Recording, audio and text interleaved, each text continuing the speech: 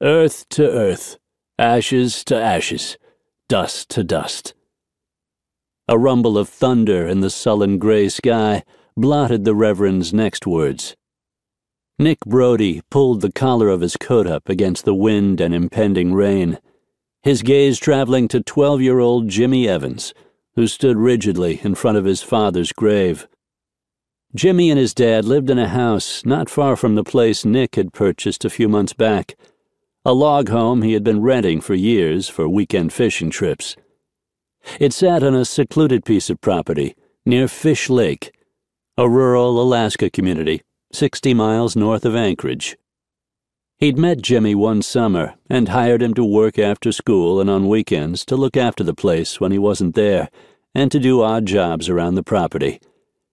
The boy, big for his age and in many ways older than his years, had lost his mother in a car accident when he was 6.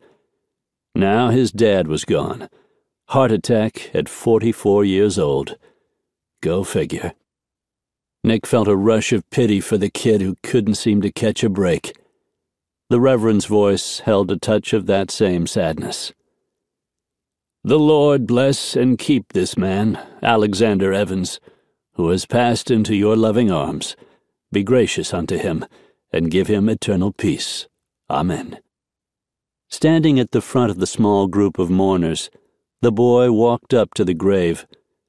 The shaggy black hair, cocoa skin, and almond eyes came from his mother's Alaska native heritage, but his above-average height and solid build came from his dad. The combination resulted in a handsome boy, still a little pudgy, but losing his baby fat as he grew toward manhood.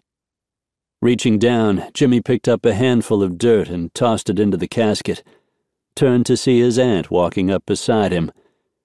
Mary George was his mother's sister, a pretty black-haired woman in her late 20s, who would be staying at the house with Jimmy until the estate was settled and arrangements for her to become his legal guardian could be completed. Resting a hand on his shoulder, Mary led the boy away.